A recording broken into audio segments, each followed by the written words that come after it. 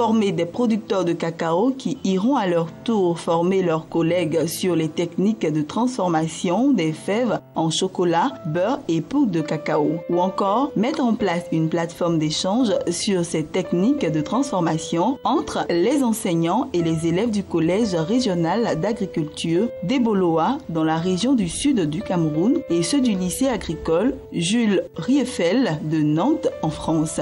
Tels sont les principaux objectifs visés par le jumelage que vient de conclure dans la ville d'Eboloa ces deux écoles de formation professionnelle. Selon Régis Dupu, un responsable du ministère français de l'Agriculture, ce partenariat entre le Collège régional de l'agriculture d'Eboloa et le lycée Jules Rieffel de Nantes devait permettre aux producteurs de cacao de cette localité de vivre plus décemment en tirant une plus-value plus importante de la production cacaoyère. Pour la campagne 2015 qui s'étendra d'avril à septembre, le prix Borchamp de l'Anarcade sera de 300 francs CFA par kilogramme en Guinée-Bissau. Ce prix représente une hausse de 20% par rapport à celui pratiqué l'an passé. Une augmentation destinée à booster les exportations de la noix qui représente la première source de devises du pays.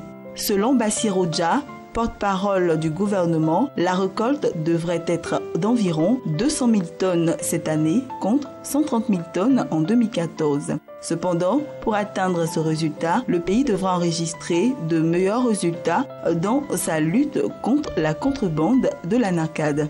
En effet, la Guinée-Bissau estime à quelques 60 000 tonnes le volume de ces noix parties illicitement vers le Sénégal. 7e producteur mondial d'anarcade, la Guinée-Bissau voit cette filière générer 90% de ses recettes d'exportation et employer 80% de sa population.